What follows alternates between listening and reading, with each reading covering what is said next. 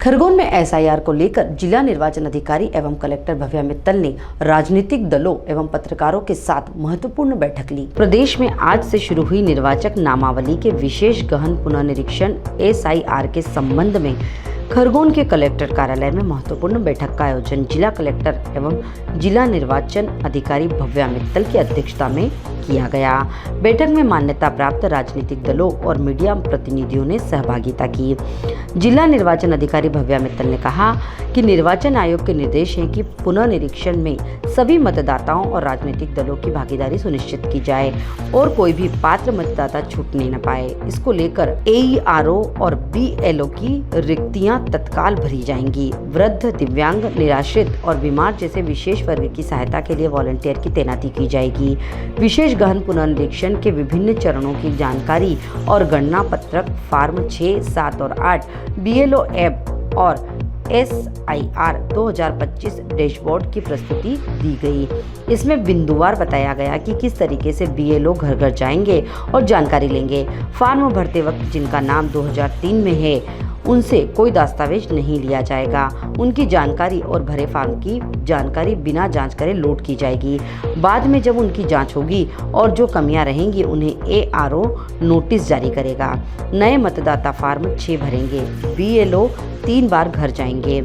उन्होंने कहा कि कोई किसी भी तरह की भ्रांति ना रखे। यह प्रक्रिया 20 साल बाद होने जा रही है। बहुत से ऐसे मतदाता हैं जिनकी मृत्यु हो गई है लेकिन उनके नाम अभी भी मतदाता सूची में हैं, वह हटाए जाएंगे। इसके अलावा नए मतदाताओं के नाम जोड़े जाएंगे। हाल फिलहाल खरगोन जिले में 14 लाख मतदाता हैं। बैठक के दौरान सहायक कलेक्टर जामदार फरहान इरफान, निर्वाचन से जुड़े अधिकारी, राजनीतिक दल के सदस्य और पत्रकार मौजूद रहे।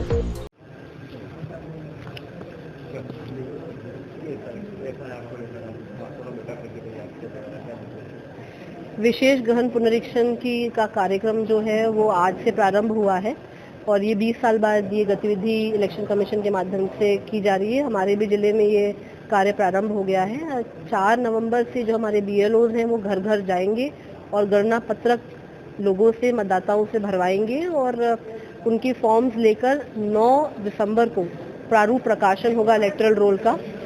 इसमें जिसका भी नाम पूर्व में मतदाता सूची में है उनका नाम की मैचिंग बीएलओ करके ये प्रारूप मतदाता सूची में उनका पब्लिकेशन के लिए देंगे। उसके उपरांत यदि कोई आपत्ति आती है तो हमारे ईआरओ आपत्ति सुनेंगे और यदि कुछ दस्तावेज में कमी महसूस होती है तो वो नोटिस जारी करेंगे। 2003 के जो मतदाता परिचय पत्र रहेगा उसको लेकर उसका निर्देश 2003 में यदि किसी मतदाता का नाम है तो उससे कोई अन्य दस्तावेज नहीं लिया जाएगा। गणना पत्रक के हस्ताक्षर के उपरांत ही अथावत उसका ड्राफ्ट पब्लिकेशन रोल में नाम आ जाएगा और उसके उपरांत में वर्ष वाइज 1987 से 2004 के बीच में यदि कोई बॉर्न है तो अपना डेट ऑफ बर्थ और प्लेस ऑफ बर्थ का दस्तावेज देगा और उसके उपरांत उनसे कई अन्य दस्तावेज भी लिए जाएंगे। पर प्रारंभिक तौर पे जो अपना घर टू घर का जो सर्वे है उसमें सिर्फ गणना पत्रक लेकर उसी के आधार पर ही बीएलओ आगे कार्रवाई करेंगे। जो हमारा अंतिम प्रकाशन है वो 7 फरवरी को होगा। और ये जो पलायन कर रहे हैं मजदूर हमारे क्षेत्र के, उनके लिए क्या रहेगी? जो पलायन कर रहे हैं मजदूर उनके लिए हम स्वयं भी उनको संपर्क करेंगे एवं साथ साथ में एक ऑप्शन ईसीआई ने ये भी खोला है कि कोई व्यक्ति कहीं से भी अपनी वेबसाइट से डायरेक्टली गणना पत्र प्रिंट करके उसको साइन करके भी भिजवा सकता है। इतने लंबे अंतराल के बाद जैसे हो रहा है तो उसके लिए प्रशासन द्वारा जागरूकता के लिए क्या क्या प्लान है?